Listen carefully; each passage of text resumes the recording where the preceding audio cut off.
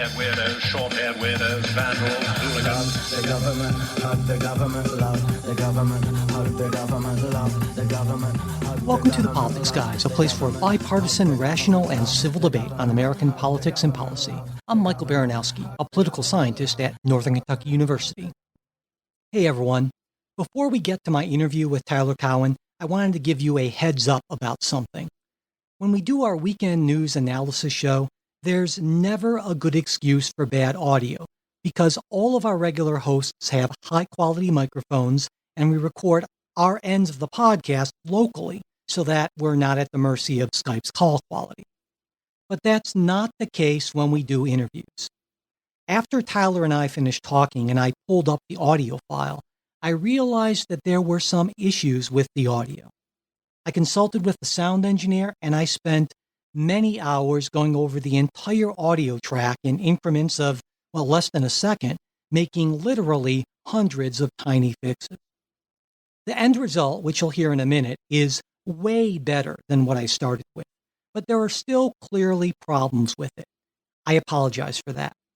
I considered not running the interview at all, but Tyler is a brilliant guy, almost intimidatingly so, and I decided that even with audio glitches, my talk with him was almost certain to be more interesting and more rewarding to listeners than anything I could put in its place. I hope you agree.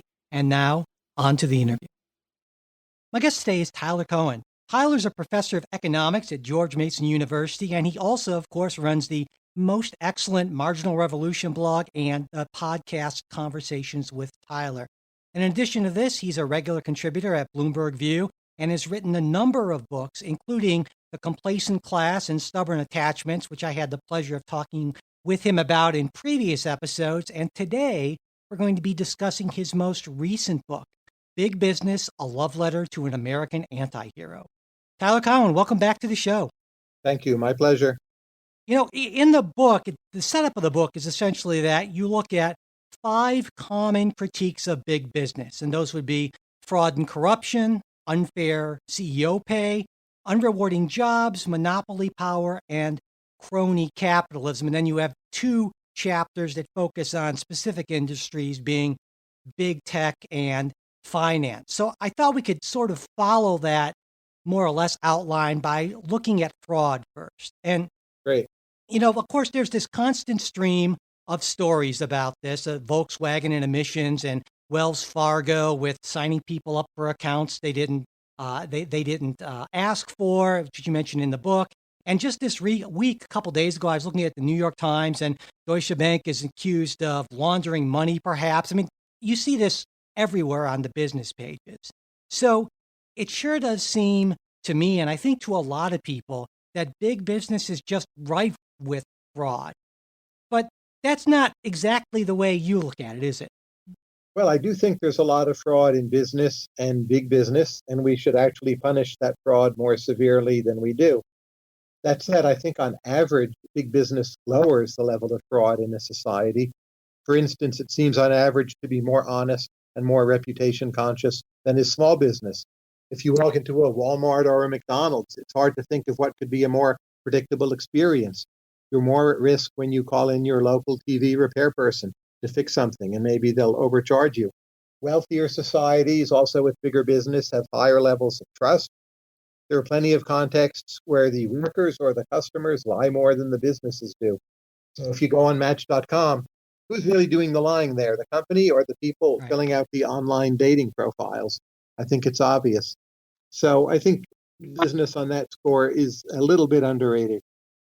And another point you make in the book is that, of course, big business is made up of people, and it's not necessary. I mean, it would be weird to expect big business to be given that they're made up of people are just naturally will engage in these sort of behaviors. And it's actually, I guess, the sort of structures and concern for reputation with big business you were talking about that makes them more trustworthy in that way. And overall, they constrain each other more than they egg each other on. Yeah. There are numerous instances of the latter happening, right? So, say trading companies that encourage people to trade stocks too often to get commissions. That would be an example. where business works together to screw over the user or customer. But again, there's plenty of societies that don't have much big business, and you're at much greater risk of being the victim of fraud in those places. Right. Now, let's say I thought that was a fairly convincing argument, but even so, you can make the counter argument or the further argument, I guess, that but big business fraud or lying is different, at least in a couple of ways, potentially. Number one, that big businesses might have more ability to harm us in certain ways. And maybe even more important, at least from my standpoint, is that they might actually be able to better protect themselves from the consequences of that harm. And I guess in this sense, I'm thinking of, big corporations can afford top flight legal representation. And so putting them at a very uneven footing to say a consumer who might want to bring suit against them, even if that consumer can in the first place, because they might have had to sign a arbitration agreement or that sort of thing. I mean, is there anything to that, do you think?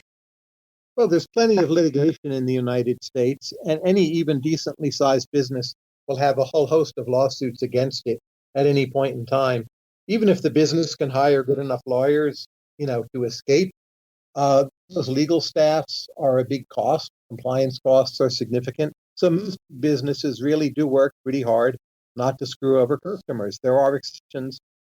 But if I think of, say, the Amazon ordering and delivery experience, well, a few times they've made a mistake. That's true. I strongly doubt that was fraud. But it's one of the most reliable, remarkable processes I think human beings have come up with. And I think this relates to something we'll get at in a little bit, is it seems to me that this would happen more naturally if there's a healthy competitive environment in businesses. But Amazon's a little bit of a different case, something like we'll get to in a minute when we talk about big tech and competition. But keeping the other businesses honest, I mean, if you don't have a competitive environment, there's going to be less of a natural pressure to do that sort of thing. That's true. I would note Amazon does face a lot of competition, Right. even though it's a very large company in any particular product line. Typically, other than books, it's not dominant. And overall, Walmart's about 4 times bigger than Amazon in terms of retail sales. So Amazon is always facing competition. Yeah. And so really what we think of as the rampant corruption of big business, or at least what a lot of us do, is in a sense, I won't call it a media creation entirely, but it's at least in large part a media issue, blowing it out of proportion. And it kind of reminds me of how oftentimes people think rates of crime are much higher than they actually are because that's what they hear about on the local news. That's right. The incentive of media is to overemphasize the negative. In terms of looking at media, one of the best arguments against big business. I sometimes joke, another kind of circular argument, the best argument against social media is to see how social media discuss social media. Yeah. But media are mostly done for profit, and they're quite often not reliable, most of all in their treatment of business itself. So after you get into the issue of fraud and malfeasance, you turn to CEO pay, and that's been a really big issue. I think in part because if people just look at the numbers, I mean, there's no question that they've gone up in both absolute terms and compared to the pay of the average worker. The stat that I see cited all the time, and I believe that you cited in the book, the 1960s, it's 20 or 30 to 1, the ratio of CEO to average employee. And now it's somewhere around 300 to 1. And so if I understand that correctly, if that must mean that if compensations fairly reflects value added, which we would hope it would, that would mean that in the 1960s, a CEO was somewhere around 30 times more valuable than a typical employee. But today, that same or a big company CEO is now 300 times more valuable. And I think a lot of people would just see that and just feel that on its face, it's almost absurd. Well, I think we're selling into a global economy, many more customers all around the world. So if you come up with a quality product, the return is much higher. But also information technology leverages the value of managers. They can direct assets for people at a much greater scale, due originally to fax machines and then email and now many, many other technologies. So I think it's quite plausible to think their productivity is that much higher. Wow, And that's on the market test. Keep in mind, the main way they're paid is they're getting either equity or options, but something tied to the value of the company. It's a market decision that the value of those companies is higher. I don't think the market is in general overpriced, and that's why they're getting more pay. In essence, the market has made that decision. Yeah, and I think another part of this that you mentioned is that you're not arguing that some CEOs aren't overpaid. And in fact, you make this great analogy. You call some of these executives the Carmelo Anthonys of the corporate world. And I was hoping you could explain that a little bit. Well, for those of you who don't know the history of the NBA, Carmelo Anthony was a budding superstar who had a lot of promise. And I guess he was a pretty good player, but he never quite panned out as a franchise maker. And he was booted around a lot. Different teams did for him. The New York Knicks grossly overpaid for Carmelo Anthony. And you can say, well, Anthony didn't deserve the money he got. I mean, that's true. But it doesn't mean the market is systematically wrong. The value of getting a truly great player like a Michael Jordan, a LeBron James, it's very, very high. And you're going to chase after all the candidates. But it doesn't mean you're going to overpay in the cases where you're wrong. And you don't know in advance. So a lot of CEOs, they're like Carmelo Anthony. Well, they're not the next Steve Jobs or Bill Gates or whatever. But that's how you find talent, Right. is by trying to bid. And of course, there are mistakes. And in fact, at one point, you go a little bit further and you say, by some measures, CEOs might actually be underpaid compared to workers. And I think right away people say, well, what evidence supports that? And you actually do present some evidence in the book. And can you explain that a little bit? Well, one way of measuring the value of a CEO is to look at cases of sudden and surprise deaths and to see how much less the firm is worth. There's some things which do that. There's some imperfections in that process, but it seems to indicate CEOs are underpaid. A surprise events come along. You can look at, well, how much of the value of that event is captured by the CEO? Again, there's some evidence from those quarters. CEOs are somewhat underpaid. All those are highly inexact, but our best sense is maybe CEOs are receiving 2/3 of the value they bring to the company. I'm fine with that. I would hardly consider that an injustice. But who's just claiming simply flat out CEOs are overpaid, I think that's, a sobering number. Yeah. Well, in a way, I guess this reminded me, your discussion of CEO pay reminded me a lot of many of the themes in one of your previous books, Averages Over, that whole superstar effect and superstar companies. And you refer to that in a way in Big Business when you talk about the income inequality, and you say, it's not really about intra-company differences as it is differences between what you term superstar companies and regular non-superstar companies, right? That's, the best way to remedy inequality would be to have more superstar firms, more superior performers. If you look at a company such as Google, their janitors are paid much more than, say, janitors at the local high school, even though it might, in the physical sense, be more or less the same work. So one of is to try to cut down the super firms. I want to try to breed more of them. Right.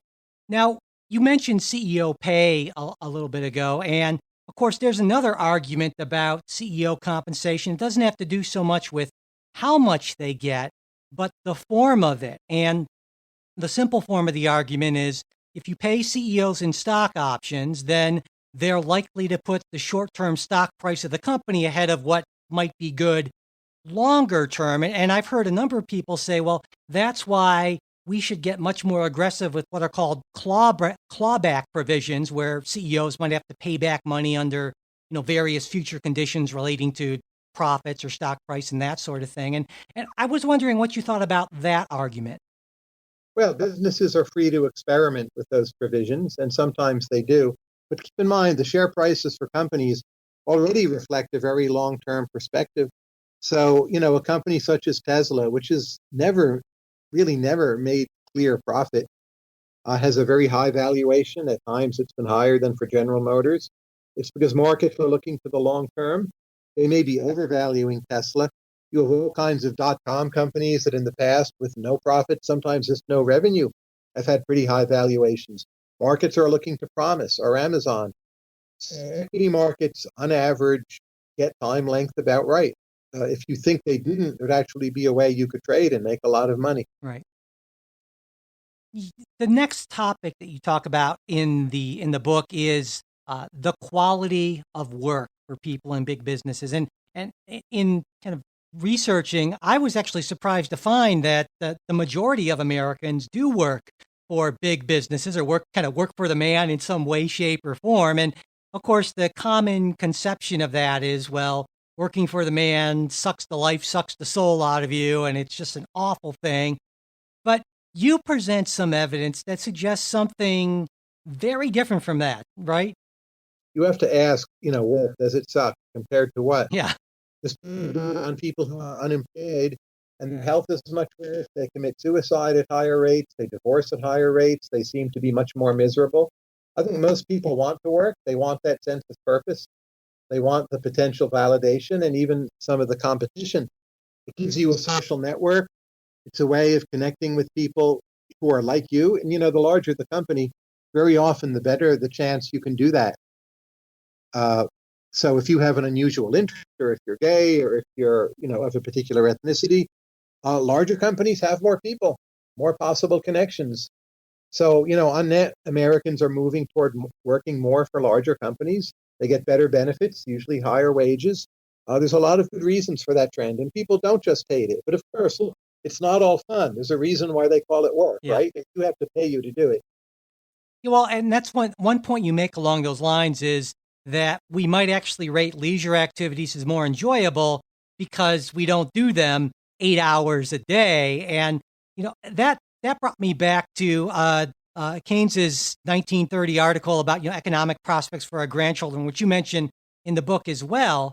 And for those who aren't familiar with it, it's a very interesting short read, but essentially he sees a future where because of such rapidly rising productivity, 100 years hence, most people could conceivably work something like a 3-hour-a-day shift or 15 hours a week and be good.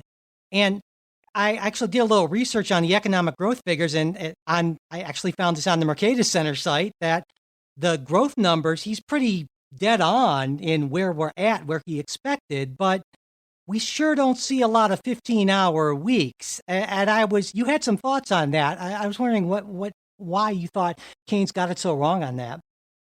Well, people like to work. There are always new things for them to spend their money on. It's easy as an outsider, a kind of academic as Keynes was, to think it's all a big waste. But you look at people's actual lives, they want that money.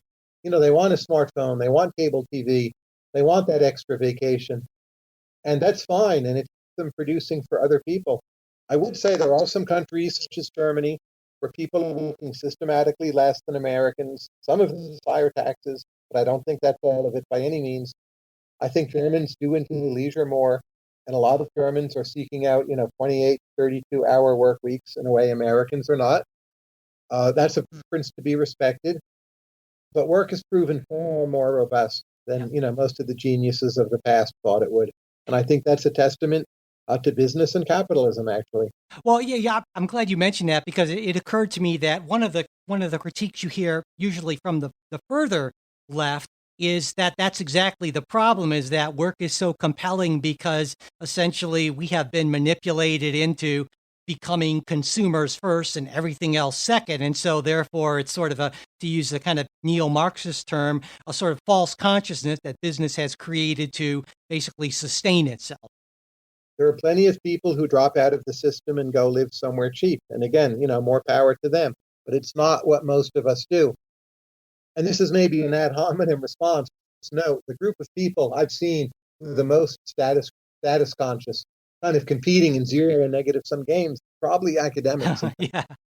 So extrapolating from that with the reality they see and thinking the whole world is that way. Well, I certainly can't disagree with the academics comment, that's for sure. But also, it occurred to me that maybe one of the problems is that our leisure time is of such sort of poor quality. This gets to another sort of further left critique, and that's that people are so wiped out from just this incredibly demanding work where we're always on, and especially now with I have Slack on my phone like a lot of other people and all those things that all people can do when they get home is just that they're wiped, and all they can do is collapse in front of TV, which doesn't exactly engender states of flow. as opposed to doing something that's more engaging and fulfilling. Fewer people are watching TV than had been the case. There's a downward trend there. It's strong. On have gotten more fun and more creative. Some of the people who are wiped out, they're wiped out because they really enjoy their work and they're putting everything into it. But again, the question is, do you have the option of getting a less demanding but lower paying job? For the most people, you do more to the extent you live in a city or a populous suburb. That's been the general pattern of population moves. Harder to make that choice in a little rural city. Very few people get injured on their jobs nowadays compared to the past. Backbreaking labor is, for many, many people, uh, not a part of their life at all. So you see, positive trends in all of these areas. I thought it'd be better if no one had to go out on that fishing boat. Well, Right. yes, I actually think we'll get there with. Yeah. But again, you have to compare to an actual feasible reality. Sure. Now, you do mention, I think this is toward the close of your chapter on work, that there are some pretty significant problems with sexism, sexual harassment, and that sort of thing. And do you think that the business community, big business in general, is acting quickly enough to address those problems? Quickly enough, not at all. I think it's been far too long, many decades. I mean, in some ways, quite a disgraceful record. And I don't want at all to be an apologist for it. And some of what happened, of course, happened in Hollywood, Harvey Weinstein and the like. Yep. That's big business too. So we need to, admit the real sins. I would point out in terms, a lot of it has happened in government and nonprofits. For-profit business, probably has somewhat better checks. But I view that as a pretty bad record overall. I Yep. think we should condemn that and really work very hard to improve it. Yeah, absolutely. The problem is you've had men overrepresented as business leaders, so they don't see the other perspective as clearly as they ought to. Right. Yeah, absolutely. Now, of course, some people's big problem with big business is concentration. And even in some cases, they'd argue monopolies. And we mentioned Amazon before, and in online commerce. Of course, Facebook in social networking, Google with search. If you have a cell phone, there are only two sort of top tier options, Verizon and AT&T. And I guess I have two questions, and they're related, I think. First, do you think we're seeing increased competition, in fact, across a number of industries? And if you do, is there any good evidence, you think, that it's actually hurting consumers? In most sectors, we're seeing either increased competition or steady competition. We could talk about all of the examples you name, but take Facebook. They're a major player, but first of all, the price is zero, right? Yeah. You find more and more young people just aren't on Facebook at all. They still have totally meaningful social lives. Plenty of other social networks. There's Twitter, there's LinkedIn, there's simple email, there's texting on your phone, there's the good old-fashioned phone call. Plenty of options. It's a very contestable market. Snap, there are gaming sites. A lot of different things you can do, and people are doing. Amazon is only a big books market, and in the books market, they're way, way cheaper than, say, Barnes and Noble. Partly in the book, I go through a number of these cases. I think one where there is more monopoly is hospitals. Mm-hmm. That's a big problem. I think we messed that one up. But most sectors, people have way more choice at better prices than they did 20 years ago, largely because of the internet. And I don't think greater concentration is a general problem for the American economy. Quite the contrary. Yeah. Well, I mean, certainly in terms of price, you mentioned Google and Facebook. I mean, free, you can't beat free. Well, I guess I would say that, of course, some people would say the price is your privacy. And you actually do consider that to be at least potentially an issue of concern, right?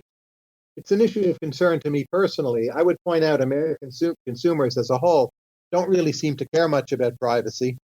So they don't perceive themselves as paying a major price, even now.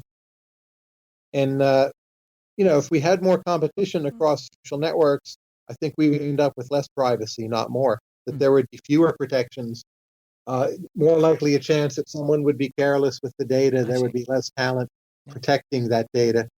So you have to make trade-offs there too. I trust my data with Facebook more than I do, say, Equifax or my local hospital. Right. Much more. Well, I mean, aside from that, though, some people would say, well, sure, Facebook and Google are free and all that, but what's to prevent them from once they have a very solidified monopoly to either charge or raise prices in the future in the case of Amazon, or, and this is maybe a more significant concern, the fact that they don't have someone breathing down their neck. Shouldn't that make them less innovative and less interested in improving their products? Well, Amazon, for instance, has been remarkably innovative. They're the number one leading in cloud computing, and that helps other people start small businesses. So Amazon is de facto a foe of monopoly. And from being like a guy who sold only books on a No. slow moving website in well under 20 years to being the world's number one leader in cloud computing, that's astonishing. Google gives us Gmail, has been a major driver behind driverless vehicles. Google Glass hasn't worked yet. I think some version of it will, whether through Google/Alphabet or not. So these companies have not stopped innovating. They're doing a great deal in AI. I don't think any of them have a long run business plan, to raise prices. Their goal is to have a broadly used platform and do more and sell more on it at pretty low prices. Yep. So people thought like, oh, the day will come. Amazon is going to charge so much for this. A $27 book at Barnes and Noble is still $17 on Amazon. I don't see that price differential budging. Right. Well, I mean, especially when we talk about, say, Facebook, for instance, the issue of network effects always comes in, or at least in a lot of discussions. And the argument is in the book, you provide, I think, at one point, a list of these big former monopolists, essentially, that everyone thought would survive at the top of their industries forever. And it's like a graveyard, essentially. But a lot of people would say, well, some of these tech monopolies are different because once you're locked in because of that network effect, I mean, it's almost impossible to start, say, a competing social network because the more people that are on it, the more valuable it is, and so forth. Do you think that's a reasonable argument? Well, MySpace once had that network effect, No? and where are they now? In very recent times, we've had Snap and Fortnite arise. They're both used for social networking, not only, but they serve that function. We'll see how they do, but they're certainly having their chance to do well. And if you have a zero price service survive for a long time because it's the best, like maybe Google search will be the best for the next 20 years. That to me is like so far from our list of major problems. Like, oh, they were the best zero price search service for 20 years. I don't think it's a problem at all. But like, my goodness, when that's the case against big business, I think you need a new case. Yeah. I see your point. Now, there is one, and we're kind of moving into the tech industry, but one thing I hear a lot about the tech industry is, well, their product is unique in another way in that it's highly addictive. And of course, it's, designed, optimized to be addictive. And that a lot of people would say, it's not good for us. There's the Nick Carr argument, we're more distracted, we're more shallow. Some people would go further and say that it's led to, cyberbullying and mental illnesses and anxiety, especially among the young, who are, of course, the biggest users. And some people would look at this and say, hey, that seems a lot like the case people were making in a very similar way against big tobacco in the past. And I'm wondering, well, what do you think about that? Well, whenever you have a major institution which does a lot of things and connects a lot of people, there will always be many criticisms of it. So you can take the telephone. Has the telephone been used to arrange murders? Yes. Has it led to the creation and sometimes sustenance of abusive relationships? Well, almost certainly. And so on and so on. Sometimes going to be connected with bad outcomes. But you have to look at net. What's Sure. the benefit to the consumer from, say, Facebook or other social networks? It seems it's very high. I don't think you can argue nothing ever goes wrong. But still, some of that responsibility is on its user. I don't quite like it when people say those are addictive services. Like, the thing we're addicted to is each other. I'm not sure addiction is the right word. You want to have connection with other human beings. Facebook and other services can enable it. They're also quite new. Some of the lesser or more abusive sides, I think will improve over time. Just as, we got better at making telephone calls, writing letters, sending emails, doing many other things. Well, and it certainly seems, at least in the case of Facebook, and maybe I'm being overly optimistic here, but they're moving into different areas with more encrypted conversation. They're moving into now just cryptocurrency and so forth. And I'm wondering if this is in response to these pressures from folks who, at least in part, are critiquing them for providing the kind of service that they feel is being socially damaging. If you want privacy on Facebook, just use their communications device, WhatsApp, which is the most strongly encrypted communication service in the entire world. Wow. And it's completely private. So give you that option, right? Not everyone chooses it. In fact, I use WhatsApp a lot. I don't use Facebook the page really at all. Others differ. And just the amount of choice, like within Facebook, the broader company, is often neglected. Right. You have a pro-privacy service within Facebook, the company. Now, let's move into finance, because, of course, the finance industry might actually get, I don't know if it gets more criticism than big tech, but a few years ago, certainly it was. And I think, first off, it seems ridiculous for anyone to argue that we don't need a strong, big financial system, at least in some way. But I think what bugs a lot of people, or what's at the nub of a lot of people's critique, is that finance seems to be taking up more and more a share of the economic pie. And I did a little bit of digging, and it seems like from the 40s through the 70s, and of course, that's a period that a lot of people see as sort of a golden age for American workers and the economy. Finance's share of GDP was somewhere between 3 and 4%. But in the last decade, the recession aside, it's been around 6.5 to even over 7% of GDP. And I think a lot of people see this as basically, well, here's finance, this middleman that is in fact doing important things, but it's taking way too much of a cut, a disproportionate share. What do you think? The appropriate measure is to look at the financial sector as a share of total wealth, because financial institutions, they're managing our wealth, they're investing our wealth. And as a share of wealth, it's been pretty close to a steady 2% for a long time. Well, our wealth has grown relative to income in America because we've been at peace.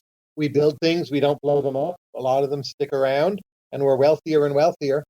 And that's rising relative to income because of durability. The financial sector looks bigger relative to income, but relative to wealth, I don't see any particular problem. Now, there's another concern, though, that people have is that all of our kind of best and brightest end up going into careers in finance as opposed to what we often hear actually making things in the real world.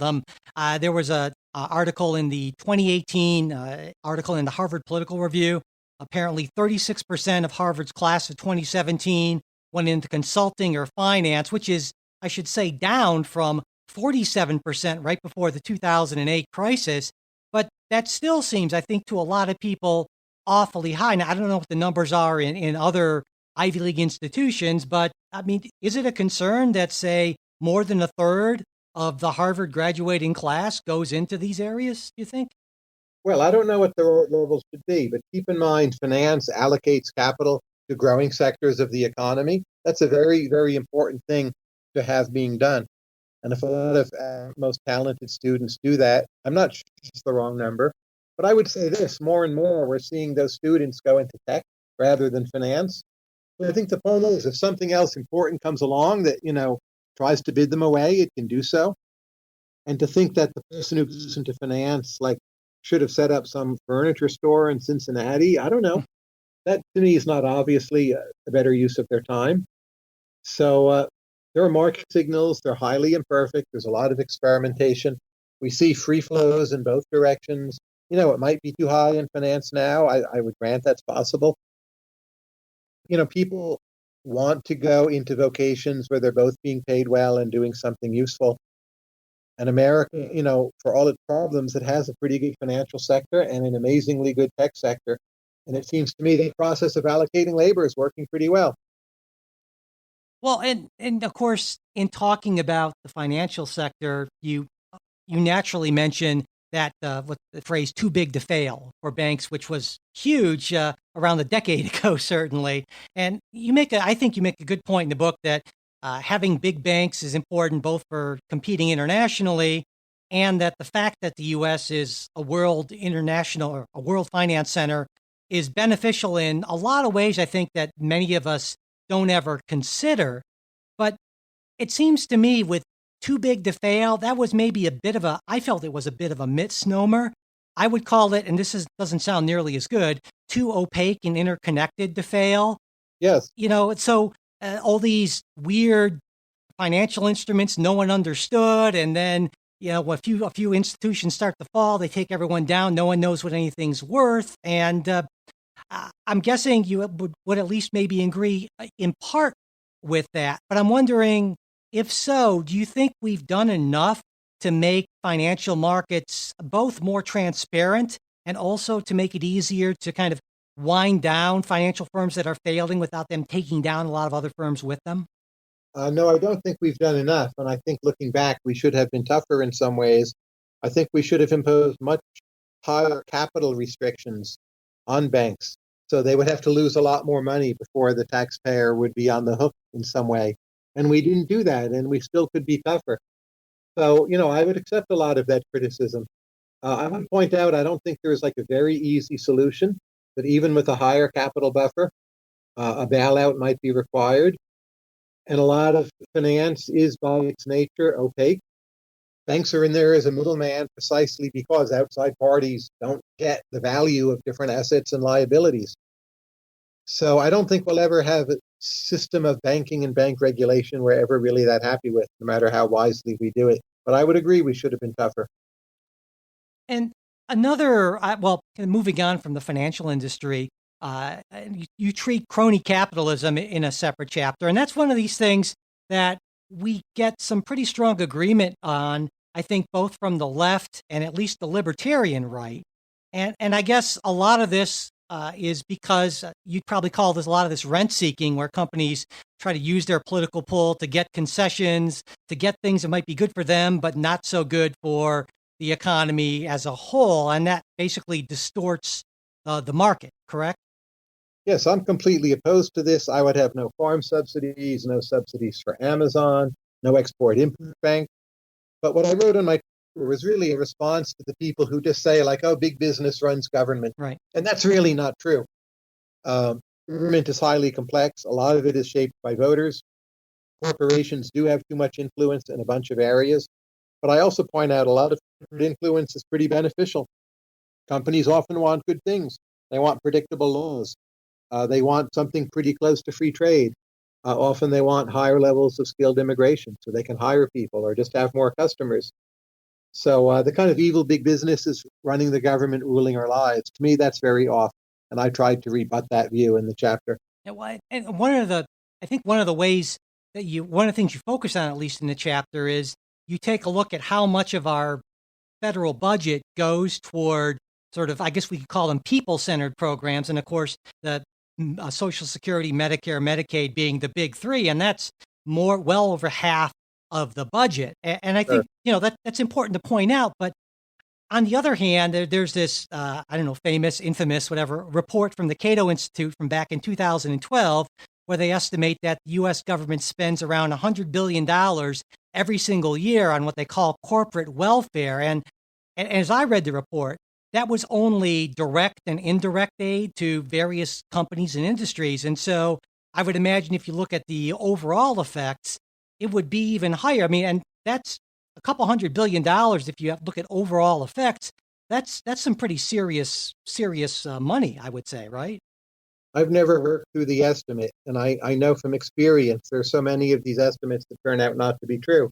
But you mentioned 100 billion. If it is 100 billion out of a multi-trillion dollar economy, I suspect actually that's in the ballpark. Again, I'm all for getting rid of that, but it's just not the mainstay. Big business controls our government and runs everything. But it does have too much influence. I would say agriculture, big pharma, some community banks are some of the worst offenders. But I think it's overrated by many people, especially on the left. Now, one argument that you make when you talk about the influence of big business on government, you look at lobbying. And I think you mentioned in the book that total lobbying is around $3 billion a year, or something like that. And even if we pull in campaign spending, both direct and kind of in the dark sector, it's still way less than the somewhere around $200 billion a year that businesses spend on advertising. And then after you kind of draw this out in the book, you ask, well, if corporations have so much influence, why are they spending this essential pittance on political influence and spending so much more on advertising? And what occurred to me about that, an answer to that question is, well, maybe that the marginal returns to lobbying spending, campaign spending, they diminish much more quickly than the returns due to advertising, because I would think that, there are only so many policymakers. It's a limited number. And so at some point, I would think, kind of flood the market in a way, whereas there's this huge market of consumers. And so the returns would still be pretty hefty, even if you're spending a couple $100 billion essentially on advertising. Now, obviously, I'm no economist, but do you think there's maybe anything to that argument? Well, something, but I think often in policy, business can't buy what it wants at all. So most big businesses do not favor the current trade war with China. Whatever one thinks, it's not popular in the business community. They can't buy their way out of that. They try to exert pressure on President Trump in different ways. Amazon in New York City, New York State had to leave. The company certainly had enough money. Just throwing money at those governments would have solved their problems. They could have done it, but they decided, well, we can't get our way here enough, and they packed their bags. So I think a lot of times those marginal returns are low just because business has no real chance of getting its way, even if they were to spend more. Yeah, and you actually you do look a little bit at some of the I believe it's political science research on business influence, and there's one study, and I forget the names of the authors from, I want to say 2012, that a lot of folks cite as kind of proof positive, but you actually have some issues with kind of methodological issues, I think, with how that study was, maybe not how the study was done, but certainly how it was reported. And if I understand correctly, the case you make is that it's true that the poor don't get what they want in terms of policy, but for the most part, the rich and the middle class are kind of together on things, and that's what really drives policy. Am I oversimplifying that? And again, that often may be mistaken. I would, stress that myself. But the idea that our government is a conspiracy of the rich against everyone else, or, the top 1%, again, the numbers just don't support that. No, I don't think I think it's difficult to argue that big business hasn't done an awful lot to improve at least the material quality of our lives. And, then I think, well, hey, the people in charge are pretty well compensated for that. So it's not like I feel any great need to show them any additional appreciation. I mean, I buy what they're selling at the price they're selling it at, and that should be enough. But at the end of the book, you argue that we don't really tend to see big business in these sort of impersonal terms. And I think this is a really interesting point, because it's essentially the heart of your argument as to why big business is an anti-hero, or just not even a hero to a lot of people, especially on the left. And I was hoping you kind of explained that argument you have about how we personalize big business and why that's a mistake. Well, human beings probably evolved in very small groups earlier in human history, and we tend to moralize and we personalize and we attribute intention when it isn't there. And for, earlier people, if there was a storm, maybe they thought it was the gods. So those are our natural instincts, and we apply them when it comes to business. We judge business morally, almost as if it were a person. In fact, we should have a more dispassionate, analytical attitude and look at costs and benefits. We tend not to do that. We feel resentment. We apply emotional language to corporations. It's very hard to get out of that mindset. And I think it leads to be too critical. In America, we're on the verge maybe of splitting up our big tech companies. To me, that would be a huge mistake. But that's the point we've gotten to, because our rhetoric so easily turns negative. Well, and one of your points about this is that big business itself has done some of this by making some very strong efforts to personalize themselves, to make us see them as your friends, your neighbors, that sort of thing. That's right. As part of marketing, like, oh, trust us, bring your money to this bank. We're your friend. We're like your family. And it may make sense for an individual business, but when the system as a whole does it, people again have this false standard for what business should be. You really should not judge it the way you would judge a family. Yeah, and that's at one point when I was making my multiple notes in the book, I wrote the word marketing in big red letters and circled it because it seemed to me that a lot of what people really hate about big business has to do with marketing, being marketed to. Marketing can be phony or false Yeah, or manipulative in different ways, and we're somewhat inured to that. But it can't help but rub off. I go to my local bank, they're told to smile at me. They do. I kind of go away with a good feeling. Now, like maybe they actually like me. Maybe it's a bit of reality, a bit of a put on, but I still go away happy. It's right. hard to really break from that mindset. And I think that's a big part of it because I think a lot of us are aware of that and we realize we're being emotionally manipulated and we resent it. Eventually, but we also welcome it. Yeah, You know, yeah. patronize businesses which manipulate us in those ways. So we encourage it, right? There's a reason why they do it. So it's that kind of love hate relationship, I That's guess. right. Yeah. I mentioned an analogy with your parents. Hmm. A lot of people have love going with their parents, and they transfer that to business too. Yeah.